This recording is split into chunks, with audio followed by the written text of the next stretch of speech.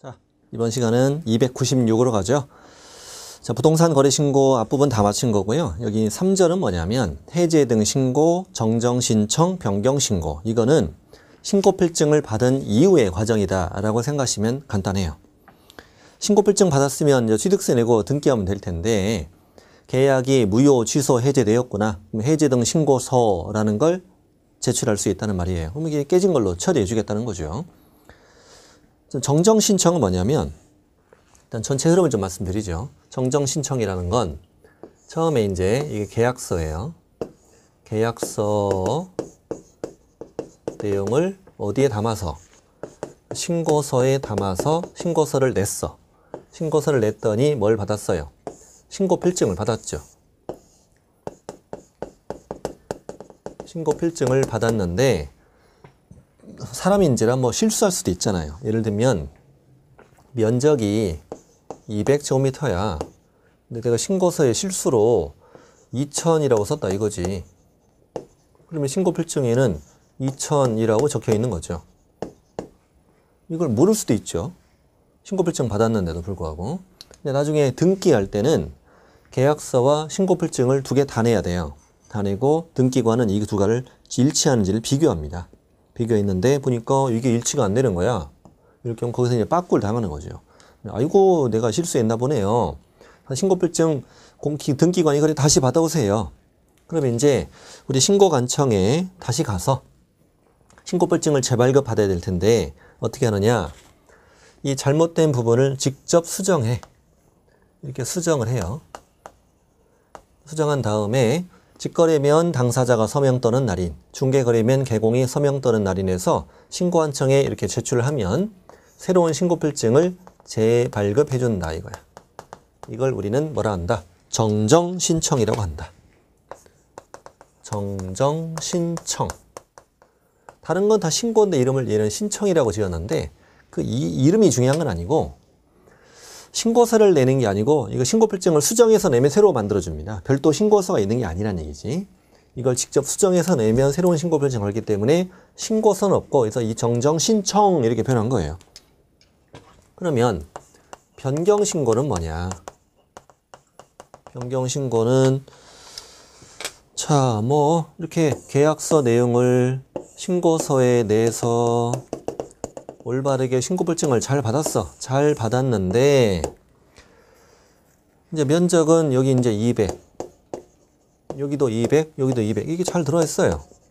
잘 되어 있는데 신고필증 받은 이후에 둘 간의 합의로 계약 내용을 변경했다. 예를 들어서 300으로 바꾸자. 300으로 바꾸자 이거지. 그럼 계약서 새로 썼잖아. 새로 쓴 계약서와 신고필증은 일치가 안 되는 거죠 당연히. 그럼 신고필증을 다시 받아야 되잖아요. 그럼 이번에는 신고필증을 이렇게 수정해서 내면 얘가 지금 정정으로 왔는지 알 수가 없잖아. 그러니 이때는 뭘 제출하느냐. 변경신고서라는 서식이 있구나. 이 서식에 면적이 이랬는데요. 이렇게 변경되었어. 이렇게 써내라고. 써내면 새로운 신고필증을 재발급해준다. 재발급해준다. 이런 내용이에요 이게. 이걸 위해서 변경신고야. 신고서가 있어요. 이 세 가지 해제 등 신고, 정정신청, 변경신고인데 우리 해제 등 신고, 변경신고 이 두 가지는 신고서가 있어요. 변경신청은 신고필증을 수정해서 내는 거네. 그 신고서는 없다. 이러네요. 전체 흐름은 이래요. 그럼 이제 해제 등 신고부터 들어갑니다. 동그라미 1번. 부동산 거래계약 신고서를 제출한 후 그 부동산 등에 관한 거래계약이 무효, 취소, 해제되었습니다. 뭐 이건 그냥 조건이죠 뭐. 밑줄 친 것만 하시면 돼. 거래 당사자 또는 개업공인중개사는 별지 서식에 부동산 거래계약 해제 등 신고서에 서명 또는 날인을 하여 신고관청에 제출할 수 있다. 거기 거래 당사자 또는 개공이라고 돼 있잖아요. 그러니까 셋 하는 게 아니란 얘기예요. 이 사람들이 간편하게 쓴 거예요. 직거래일 땐 거래 당사자가 공동으로 서명 또는 날인하시고 중개거래일 땐 개공이 서명 또는 날인해서 제출할 수 있다 이 말이에요. 근데 밑에 주의 보면 X지문이 있어. X지문이 어디가 틀렸어요? 어디가 틀렸어요? 찾았어요? 네, 신고관청에 제출할 수 있다요. 해야 한다가 아니에요. 이렇게 하면 틀린 걸로 골라야 돼요. 근데 이게 앞으로 개정될 가능성이 있어요. 2019년에 개정될 가능성이 있는데 이게 어떤 문제가 있냐면 역사가 좀 길어요. 이게 부동산 거래 신고 2006년에 만들어졌잖아요. 2006년. 예전에 이게 해지 신고서를 제출할 수 있다고 만든 이유, 제출할 수 있다는 얘기는 안 해도 된다는 의미로 쓴 건 아니에요. 안 내도 된다는 의미로 만든 건 아니고 해제 신고서를 좀 늦게 내더라도 늦게 제출하더라도 별도의 과태료를 부과하지는 않겠다는 그런 취지로 만들어진 거예요. 그러니까 이 사람들은 이미 부동산 거래 신고는 올바르게 했고 정상적으로 신고 필증까지 잘 받았잖아요. 근데 그 이후에 계약이 무효 취소 해지되었는데 해지 등 신고서를 빨리 안 냈다는 이유로 그걸로 과태료를 부과하는 건 이 전체 법 취지에 맞지 않다는 거죠. 이미 올바르게 실거래가 신고를 잘 했는데. 그래서 제출할 수 있다. 이 말은 늦게 내더라도 우리가 별도 과태료는 주지 않을게요. 어쨌건 그냥 내긴 내세요. 이런 얘기야. 근데 이제 해야 한다. 그러면 틀리는 거예요. 이제. 틀리는 거예요. 근데 이게 이 제도를 이렇게 만들었는데 그 이유가 문제가 됐던 거야. 아까 제가 전전 시간에 자전 거래를 말씀드렸잖아요. 가격을 이제 합의해가지고 이제 합의해서 가격을 일부러 올려 가짜 거래를 만드는 거죠. 그리고 거래 신고해 거래 신고하면은 다음 달 실거래가 홈페이지에 올라가. 그리고 해제 신고서를 아무리 늦게 내도 제재가 없으니까 몇 달 있다가 내는 거예요. 몇 달 있다가 해제 신고서를 내서 계약을 깨버리는 거지. 깨버리면 이미 가격은 올라가 버렸잖아요. 이런 방법을 쓸 수 있다는 거야. 그래서 안 되겠다. 이 해제 신고서 제출을 의무로 바꾸자. 라는 그런 움직임이 지금 있단 말이야. 움직임이. 현재까지는 의무는 아니에요. 그럼 나중에 이제 의무로 된다면은 이렇게 되겠죠. 무효 취소 해제되었으면 그때부터 며칠 이내에 해제 신고서를 반드시 제출해라. 이런 식으로 바뀔 가능성이 있다. 현재는 제출할 수 있다가 맞다. 이 국회를 통과해야 되니까요. 국토부령이니까 국회 통과를 안 해도 되는구나. 죄송합니다. 국회 통과 안 해도 되지만 이제 그 사람들이 아직 움직임은 있지만 구체적인 움직임은 아직 없기 때문에 이거는 앞으로 좀 두고 봐야 됩니다. 두고 봐야 되고 바뀌게 되면 그때 말씀드리겠습니다. 자, 해제 신고서는 이렇게 보시면 되고 양가로 2번 내려갑니다. 해제 신고를 받은 신고관청은 내용을 확인한 후 별도 서식에 부동산 거래계약 해제 등 확인서라는 걸 지체 없이 발급해 준다. 그다음 밑에 양가로 3번은 우리 부동산 거래계약 시스템이 전자계약 홈페이지잖아요. 아까 전자계약 홈페이지에서 거래계약을 체결하는 사람은 신고서 안 내도 되잖아요. 그 홈페이지 안에 해제 메뉴가 있단 말이에요. 거기서 해제 등을 했다면 해제 신고서를 제출한 것으로 본다 이 말이죠. 자, 정정 신청합니다. 동그라미 1번. 거래 당사자 또는 개업공인중개사는 부동산 거래계약 신고 내용 중 다음에 박스 안에 들어있는 내용이 잘못 기재된 경우 신고관청에 신고 내용의 정정을 신청할 수 있습니다. 잘못 기재라는 건 어디에? 신고필증에 이름 안에 생략돼 있어요. 신고필증에 박스 안에 내용이 잘못 기재가 되었습니다. 실수했다 이거지. 공무원이 실수할 수도 있는 거지만 그럴 가능성은 적고. 그럼 이제 지금부터는 뭐냐면 이 정정 신청할 수 있는 항목을 외우셔야 돼. 별걸 다 외워야 된다고요? 어쨌든 시험범위 들어가니까 시험이 나올 거 아닙니까? 정정 신청할 수 있는 항목, 박스 안에 들어있는 거를 지금부터 외울 텐데 암기 방법은 이래요. 암기 방법은 전주상사 잘 적으세요. 전주상사 비대 종류 치지면 이렇게 외웁니다. 전주상사 비대 종류 치지면 맨날 노래 부른다고요? 가끔 누가 그래요. 저보고 제 노래는 다 똑같대. 제가 작곡가입니까? 다 똑같지 그러면? 똑같진 않아요. 비슷하지. 가사가 다르잖아요. 전주상사 비대 종류 치지면 다릅니다. 노래 달라요.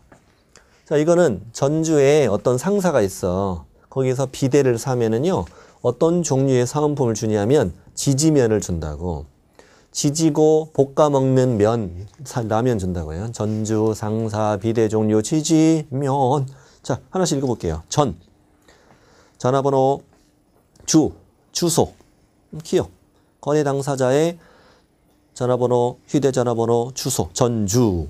다음에 니은 상사. 일부러 제가 이 순서대로 쓴 거예요. 다시 바꾼 거예요. 이 순서도 제가 바꿨어요. 여러분 공부하시기 편하게. 상사는 뭐예요? 상호, 전화번호, 소재지. 상호와 사무소 소재지죠. 상사. 상호, 그다음에 사무소 소재지. 전주 상사. 오른쪽에 비대. 거래지분 비율. 대지권 비율. 비대. 거래지분 비율. 또 대지권 비율. 거래지분 비율과 대지권 비율. 그다음에 종류는 그 건축물 자리가 중요해요. 건축물 자리. 건축물의 종류예요. 토지 종류는 X라고 박스 밑에 나올 거예요. 건축물의 종류고 그다음에 지목과 지분과 면적. 지지면. 그건 약간 순서 바뀌었지만 지지면. 지목과 거래 지분과 면적이다. 제가 다시 한번 써볼까요?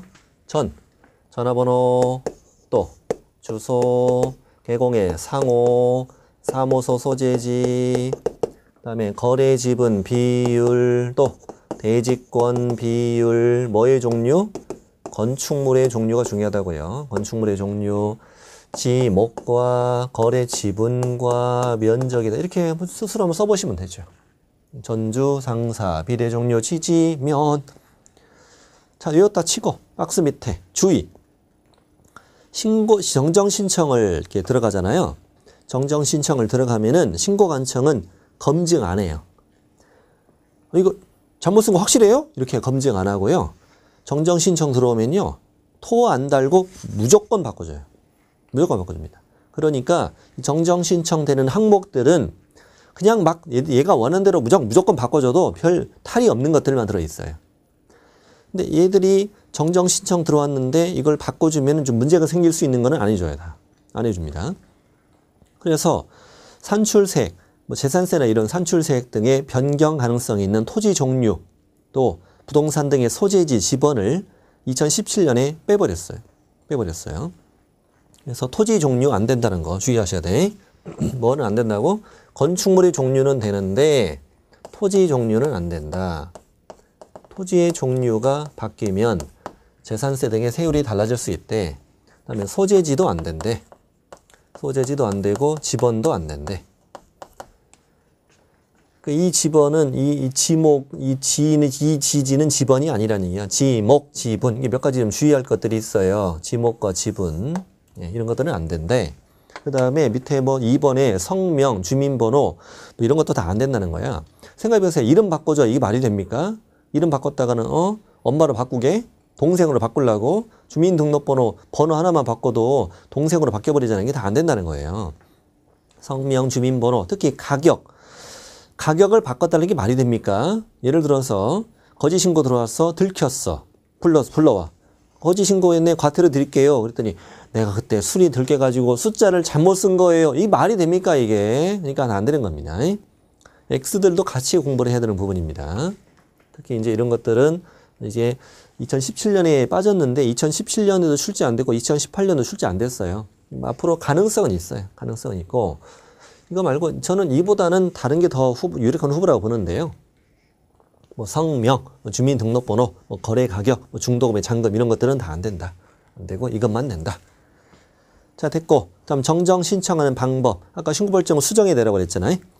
정정 신청을 하려는 거래 당사자 또는 개업 공인중개사는 발급받은 신고필증에 정정사항을 표시하고 그 해당 정정 부분에다가 서명 또는 날인하여 신고관청에 제출해야 한다. 직거래일 땐 거래 당사자가 서명 또는 날인하고 중개거래일 땐 개공이 서명 또는 날인하는 말이에요. 당사자 또는 개공이라고 돼 있으니까.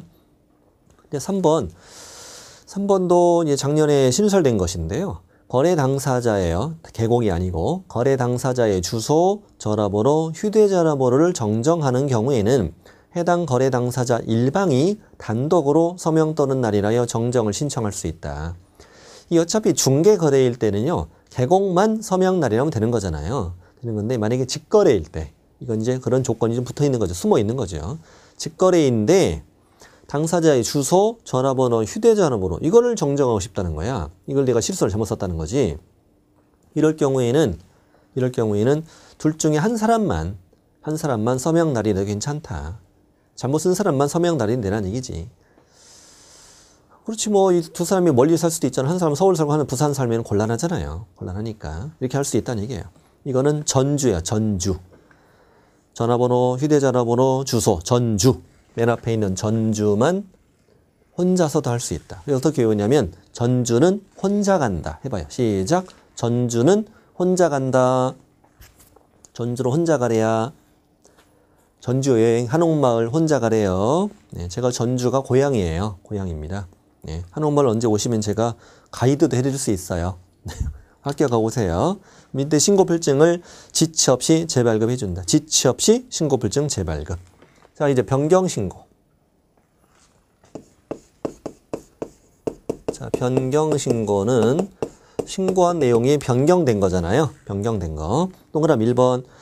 거래 당사자 또는 개업 공인중개사는 부동산 거래계약 신고 내용 중 아래 박스 안에 들어있는 것들이 뭐 된 경우, 변경된 경우에는 등기 신청 전에 이런 것도 알아야 됩니다. 등기 이후에는 안 되니까 등기 신청 전에 신고 내용의 변경을 신고할 수 있습니다. 변경 신고할 수 있는 항목들이 뒷장까지 걸쳐서 8가지가 있습니다. 이걸 외우는 방법은 암기법은 비지면, 조가, 중잔, 제외. 자, 이건 어떻게 부르냐, 노래를. 비지면, 조가, 중잔, 제외. 노래 다르잖아요. 이거 랩이잖아, 랩. 비지면, 조가, 중잔, 제외. 이렇게. 비지면, 조가, 중잔, 제외. 변경신고. 비지면, 조가, 중잔, 제외. 자, B가 뭡니까? 거래지분 비율. 거래지분 비율. 거래지분.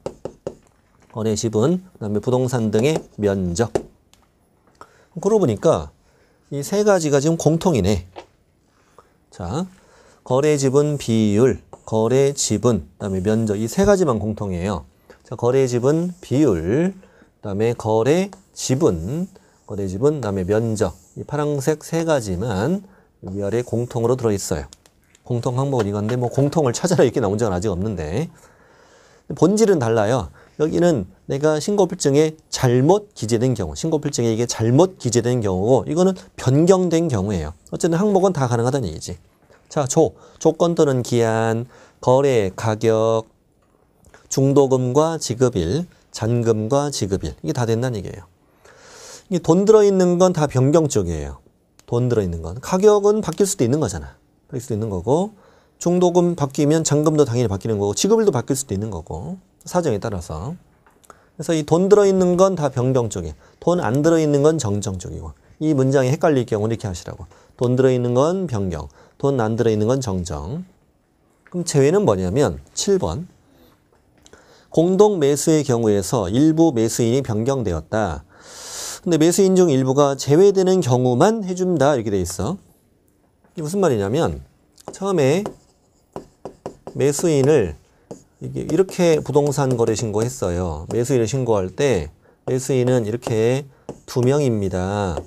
얘는 3분의 2고 얘는 3분의 1이에요. 이렇게 신고했다 이거야. 매수인을. 매수인 2명이 이렇게 신고했다고. 근데 매수인이 변경되었다. 근데 일부가 제외되는 경우만 된다고 그랬거든. 그럼 A는 남고 B는 빠져나간다. 이때는 변경 신고 해준다는 얘기지. 당연히 지분도 바뀌죠. 거래 지분 비율도 바뀔게요. 3분의 1, 3분의 2 다 합친 거죠. 이런 경우는 된다 이거야. 그런데 자 이런 경우 있어요. A, B, C 그 다음에 A, C 이렇게 되는 경우도 있을 수 있어요. 이런 경우는 매수인이 추가되는 경우고 이 경우를 매수인이 우리가 교체되었다 이렇게 얘기하거든요. 좀 이해할 수 있죠. 물론 지분도 다 바뀌죠. 이럴 경우는 안 해준다는 거야. 변경신고를. 왜 안 해주냐? 이 C라는 사람은 처음에 없었던 사람인데 없었던 사람이 도중에 들어오는 건 안 된다는 거예요. 그래서 안 돼요. 그래서 새로운 사람이 들어오면 처음부터 다시 해야 돼요. 그래서 미지면 조가중잔 제외만 된다고. 다 뒤로 가시고 8번도 마찬가지예요. 부동산 등이 다수일 경우에 일부 부동산의 변경. 이것도 마찬가지예요. 부동산 2개 샀는데 하나 뺐다. 된다.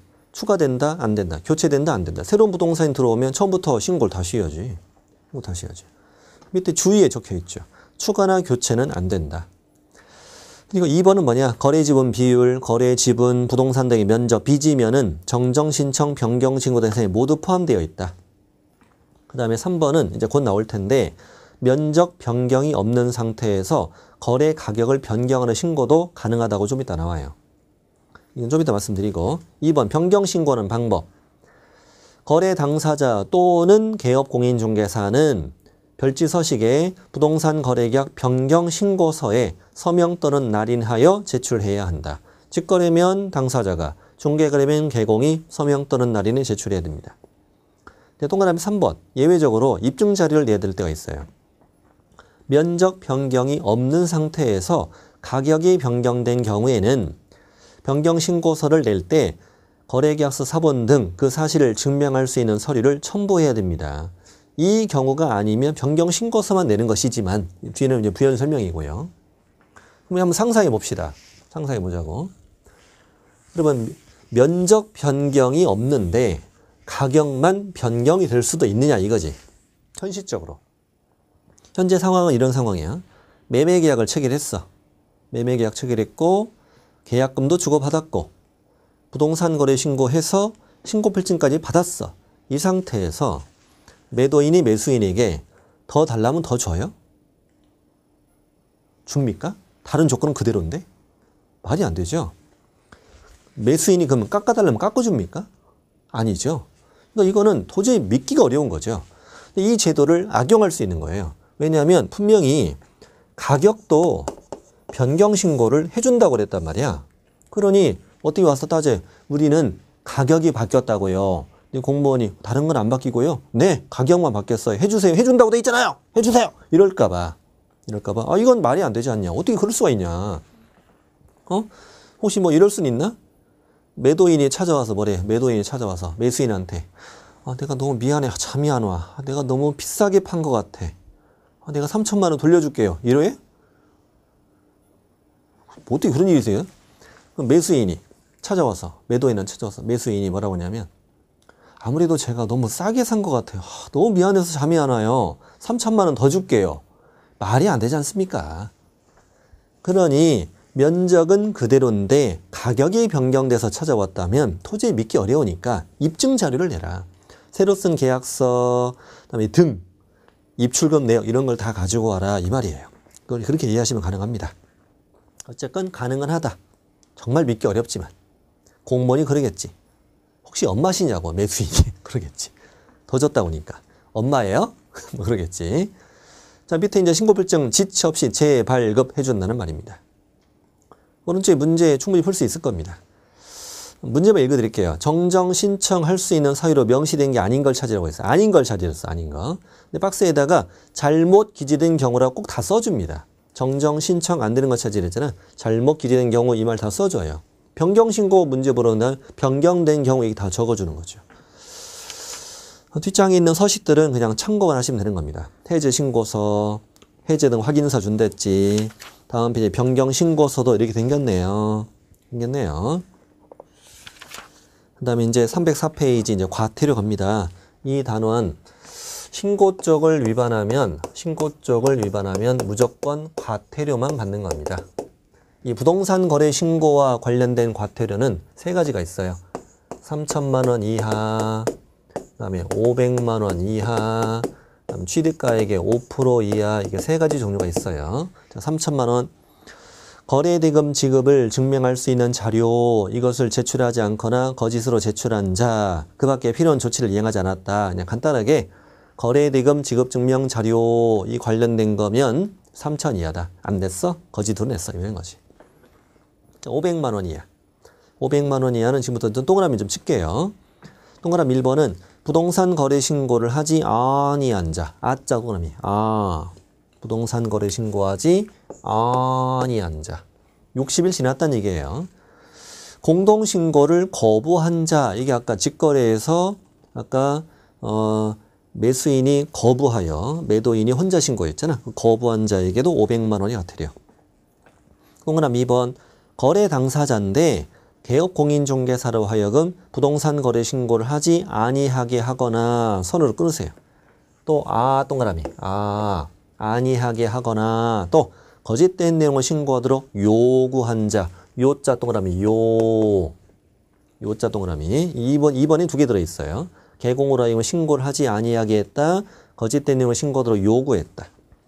3번은 거짓으로 부동산 거래 신고하는 일을 조장 또는 방조했다. 조장, 방조, 조자 동그라미.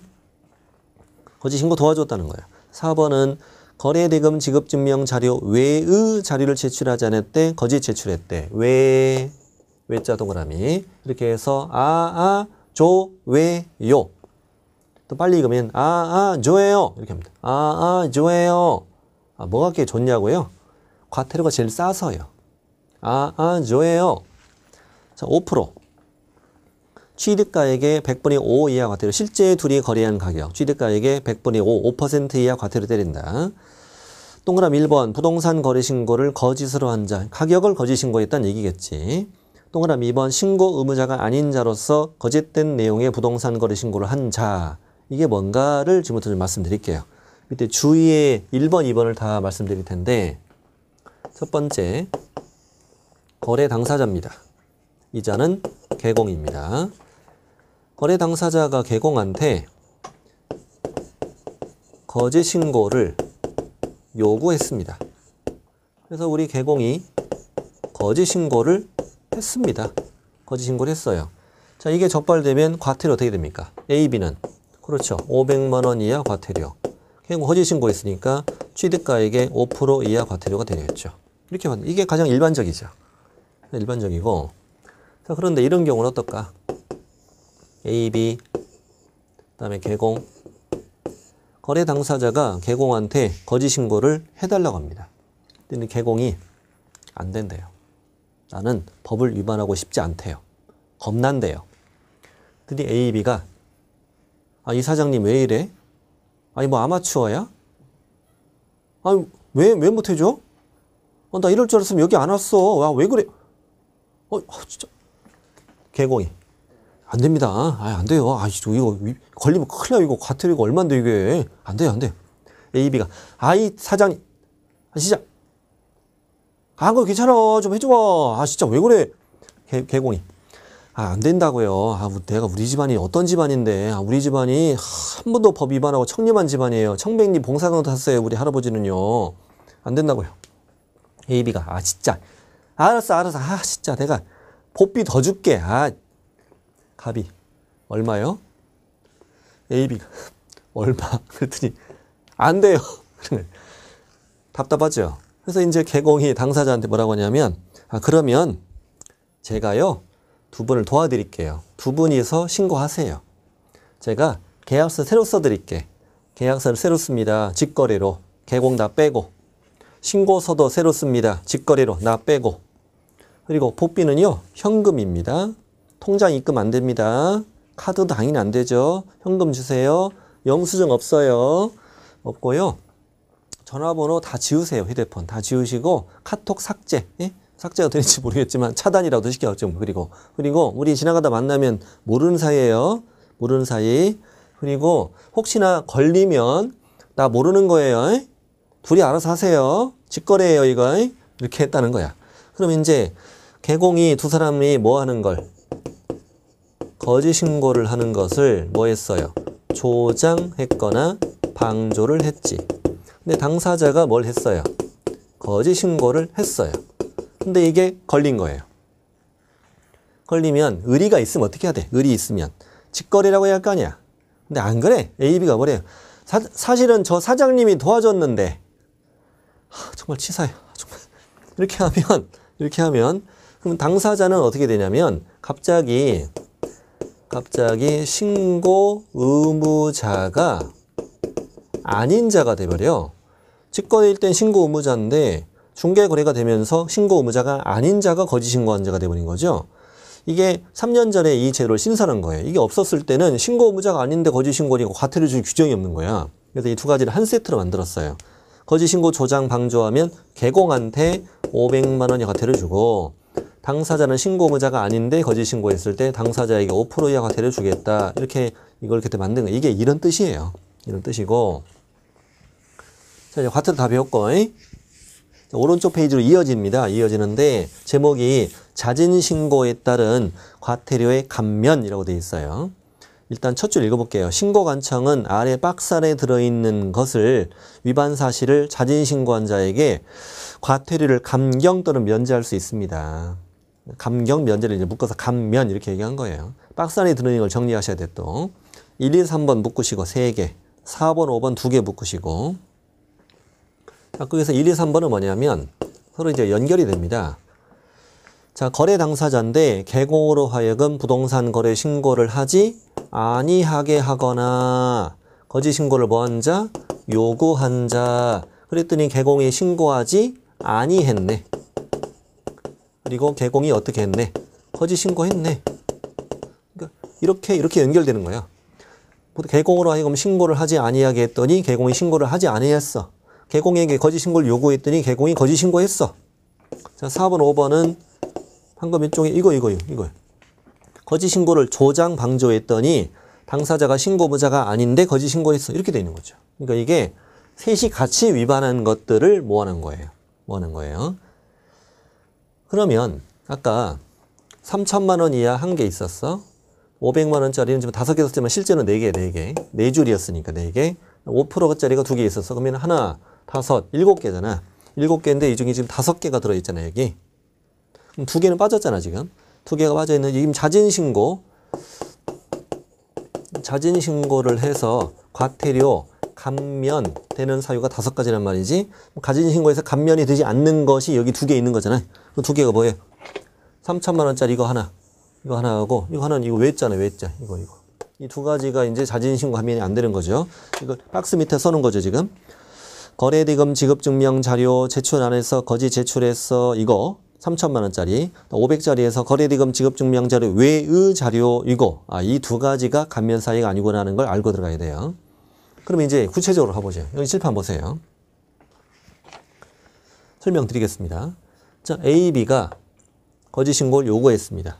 개공이 거짓 신고를 했습니다. 근데 안 걸렸습니다. 신고필증 정상적으로 받았어. 그럼 안 걸리고 끝난 거잖아. 끝나는 건데 마침 B가 지금 공인중개사 공부를 하네요. 공부하는데 하필 오늘 인강으로 부동산 거래 신고를 배웠어요. 그러니까 이런 걸 하면은 세상에 과태료가 이렇게 되는데 나 겁나. 그래서 그날 밤 B는 잠을 이루지 못합니다. 그랬더니 아침에 보니까 내가 밤새 한숨을 못 잔 겁니다. 나 이러다가 죽을지도 모르겠구나. 그래서 이 B는 내 마음은 그렇지 않은데 내 몸은 이미 구청으로 가고 있습니다. 그래서 구청 가서 뭐라고 하냐. 공무원 씨, 어제 갑시 다녀갔잖아요. 제가 그 매수인이에요. 근데 우리 거짓 신고했다? 이렇게 얘기해요. 그렇게 하면 이자는 과태료 면제, 얘네 둘은 과태료 독박을 쓰는 거예요. 그런 제도를 말하는 거예요. 네, 그런 식으로 말하는 거예요. 이렇게 서로 불신을 키우는 거죠. 불신을 키워서 거짓 신고 못하게 하려고 이런 제도를 우린 자진신고 감면이라고 그래요. 구체적인 기준이 밑에 2번에 나와 있어요. 구체적 기준은 뭐냐? 신고관청에 조사가 시작되기 전에 자진신고했어요. 그럴 경우는 아래 요건을 모두 충족하면 과태료를 아예 면제한대. 지역번, 신고관청에 단독으로 신고한 최초의 자니까 셋 중에 가장 먼저 온 사람만 해준다는 얘기예요.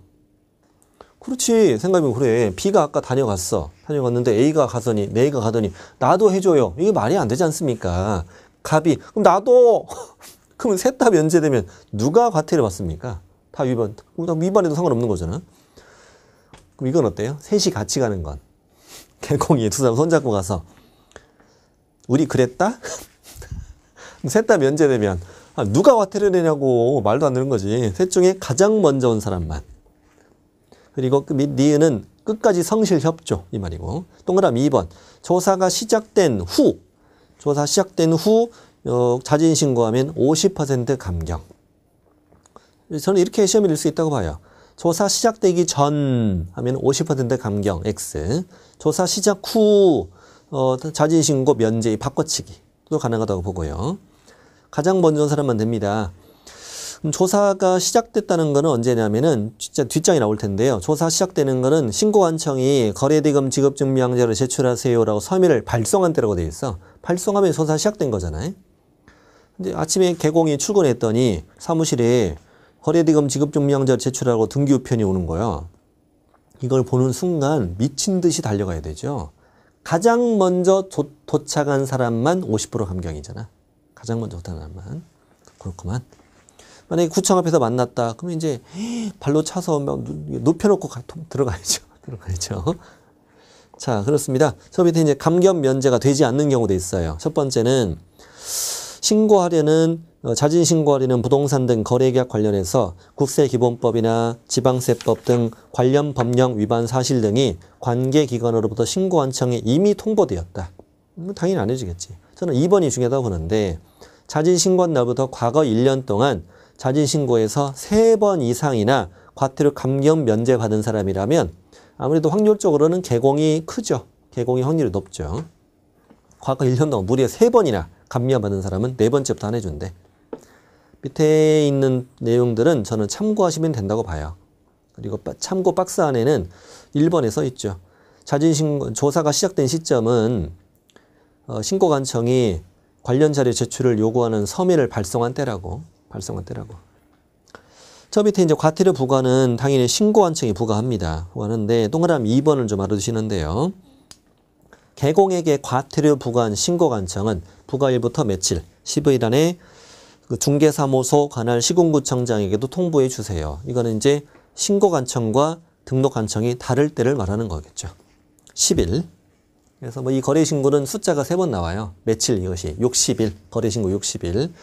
아까 매수인은 자금 전에 입주 개수를 개공한테 계약일부터 50일 안에 제공해줘. 맨 끝에 10일. 60일로 시작하고 도중에 50일 한번 찍고 마무리는 10일로 마무리 이렇게 됩니다. 이 단원이 드디어 끝났습니다. 양이 굉장히 많죠. 이렇게 꼼꼼하게 공부를 해야 됩니다. 현실이 그래요. 자, 이제 311쪽 2장으로 갑니다. 자, 2장 제목은 뭐냐면 외국인 등의 부동산 취득에 관한 특례라고 되어 있고요. 자, 313쪽의 내용을 지금부터 좀 말씀드릴게요. 자, 이 내용은 외국인 등에게만 적용됩니다. 내국인은 적용이 안 됩니다. 이 법이 이름이 뭐였죠, 아까? 부동산 거래신고 등에 관한 법령이었죠. 그래서 1장은 부동산 거래신고, 2장은 외국인 등의 부동산 취득에 관한 특례, 3장은 토지거래 허가. 크게 이제 3개 부분이고, 나중에 4장도 있습니다만. 외국인 등의 부동산 취득에 관한 특례는 이렇게 일단 개념을 잡죠. 밑에 박스 좀 정리해 드릴 텐데. 이 법에는 신고가 2가지가 있다. 2가지가 있는데, 자, 부동산 등의 매매 계약을 했을 경우는 당연히 부동산 거래 신고를 해야 돼. 그 박스 안에 들어있는 내용을 제가 말씀드리는 거예요. 근데 매매가 아니고 매매 빼고 뭐 교환이나 증여, 뭐 상속이나 경매나 기타 등등 이런 게 많이 있어 있다가 이럴 경우는 별도의 취득 신고를 해야 되는데 이 경우는 누구만? 외국인 등만 적용되는 부분이라고. 이거 부동산 거래 신고는 내국인, 외국인을 따지지 않는 거라고 그랬죠. 이게 이제 이쪽을 지금부터 배울 것이며, 그러니까 외국인이 우리나라 부동산을 얼마나 가지고 있느냐 이걸 현황 파악하는 그런 목적이에요. 이거 뒷장 잠시 보면 허가 또 있어. 허가. 이 법에는 이제 허가도 있는데 첫 번째는 뭐 군사시설 보호구역, 또 문화재 보호구역 이런 땅들이 있는데 4가지 땅이 일단 나올 거예요. 이 땅은 특별히 외국인이 살 이유가 없는 땅들이야. 외국인이 군사시설 보호구역을 왜 사? 뭐 간첩이야? 문화재 보호구역? 왜? 로얄 패밀리야? 이런 거 살 필요 없는 거죠. 이런 것들은 허가를 취득 전에 계약 전에 허가를 받아라. 계약 체결 전에 허가를 받으라고. 근데 누구만? 외국인 등만 허가를 받으라고. 근데 이제 3장에는 뭘 배우냐면 3장에서 토지 거래 허가 구역을 배운단 말이에요. 이 토지 거래 허가 구역은 아직 우리 안 배워서 그랬지만요. 투기적인 거래가 성행하거나 지가가 급격히 상승하거나 우려가 있는 지역에 대해서 허가구역으로 지정을 해요. 이 허가구역에서는 계약 체결 전에 허가를 받아야 됩니다. 이 허가는 내국인, 외국인은 따지지 않아요. 투기와 관련된 허가구역이니까. 그럼 지금부터 배울 게 뭐다? 신고에서 아래 이 2가지, 이거랑 허가에서 위에 이 2가지를 지금부터 배우는 거예요. 이게 1장 1장, 이게 이제 제2장, 이따가 배울 제3장, 이렇게 이제 구성이 되어 있는 거죠. 자, 이거 외국인 신고, 외국인 허가를 배우는 단원이다 라고 생각하시면 됩니다. 그래서 제가 앞장에다가 쭉 써드린 게 다 그 얘기예요. 한번 읽어보시면 참 좋겠습니다. 신고, 저 허가, 이게 쭉 내용이 방금 제가 구두로 말씀드린 내용이에요. 어디로 가느냐? 314페이지. 2절 들어갑니다. 자, 외국인이 우리나라 부동산 취득하는 건 내국인과 별 차이는 없어요. 다만 허가 대상 토지가 아니면 신고만 하면 돼. 신고만 되는데 밑줄 친 부분이니까 외국인 등이 대한민국에 소지하는 부동산 등에 대해서 소유권을 취득할 때만 적용해요. 그러니까 뭐 전세권이나 저당권이나 임차권 같은 거는 적용이 안 된다. 그래서 제 생각엔 저당권도 시험에 나왔고요. 저당권 취득할 땐 이 법이 적용될 여지가 없다. 오, 이렇게도 정답으로도 출제됐고 최근에 임대차 이런 거 다 적용이 안 되고 소유권 취득할 때만. 그리고 이제 밑에 외국인 등 이걸 알아야 돼. 외국인 등. 이것도 외국인 등이니까 개인만 있는 게 아닌 거지. 자, 외국인 등이라는 것은 거기 적혀 있죠. 개인도 있고 또 법인도 있고 또 단체도 있다는 거야. 개인, 법인, 단체. 다 묶어서 이제 외국인 등 이렇게 부르는 거예요. 자, 그러면 개인, 대한민국 국적을 보유하지 아니한 개인은 외국인 등에 해당한다. 오, 이렇게 출제돼요. 간단하죠. 일단 법인, 단체. 단체를 비법인 사단이라고 낸 적도 있어요. 동그라미 1번, 많이 반가로 1번. 외국의 법령에 따라 설립된 법인 또는 단체는 외국인 등에 해당한다. 뭐 당연한 거 아닙니까? 당연한 거죠. 반가로 2번. 그런데 방금 1번은 외국에서 설립된 법인 단체잖아요. 이거는 무조건 적용되는 거예요. 근데 지금부터는 그렇지 대한민국 안에서 설립된 것이지 대한민국 안에서 설립된 법인 단체입니다. 그랬어도 다음의 요건을 갖추었다. 다음의 요건. 사원 또는 구성원의 2분의 1 이상이 대한민국 국적을 보유하지 아니한 자로 구성되어 있다. 라면 사실상은 외국인이 우리나라에 와서 만든 법인 단체가 아니겠느냐 이거죠. 이때는 외국인 등이다 그러면 오 이렇게 푸는 거야. 그다음 두 번째 업무를 집행하는 사원이나 이사 등 임원의 2분의 1 이상이 역시 외국인으로 구성되어 있다는 거야. 그러면 사실상 외국인이 와서 만든 거겠지. 외국인 등에 해당한다. 3번 좀 길어요. 천천히 읽어볼게요. 3번은 대한민국 국적을 보유하지 아니한 개인 또는 외국의 법령에 따라 설립된 법인 단체가 즉 외국인 아니면 외국 법인 단체가 자본금의 2분의 1 이상이나 의결권의 2분의 1 이상을 가지고 있는 우리나라 법인 단체도 뭐 외국인 등이다. 오 이렇게 푸는 거예요. 자 밑에 주의 한번 읽어볼까요? 외국의 법령에 따라 설립된 법인 단체는 구성원 상관없어요. 예를 들어서 외국에서 설립된 법인 단체인데 구성원의 2분의 1이 우리나라 사람이래. 그래도 적용됩니다. 외국에 설립된 거 무조건 적용돼. 2번. 근데 그래서 외국의 법령에 따라 설립된 법인인데 구성원의 2분의 1이 우리나라 사람 구성되어 있다. 외국인 등에 해당하지 않는다면 틀립니다. 그렇게 문제 푸시면 돼요. 함정을 파는 거예요. 자, 잘 정리해 보시면 간단해요. 외국 정부도 작년에 신설됐고 외국 정부. 그 다음에 대통령령으로 정하는 국제기구라고 해서 국제연합, 산하기구, 전문기구, 그러니까 유니세프 이런 데 있잖아요. 정부 간 기구, 준정부 간 기구, OECD나 UN이나 이런 것들이 있잖아요. EU나 이런 데 있잖아요. 비정부 간 국제기구, 그린피스 이런 데를 말하는데요. 이런 거는 눈에 익혀놔야 돼, 다. 이렇게 하세요. 국제연합 더하기 기구. 시작. 국제연합 더하기 기구. 이렇게 해서 우린 외국인 등을 공부했고 이번 시간을 마치고 상호주의는 그냥 참고만 하시고 상호주의라는 건 외국의 정부나 기관 단체나 이런 데서 우리나라 사람을 하여금 그 나라 부동산을 취득하지 못하게 제한하면 우리도 그 나라 사람들에게 그렇게 할 수 있다는 걸 상호주의라고 합니다. 다음 시간에 외국인 신고 허가 공부하고 이제 3장으로 건너가겠습니다.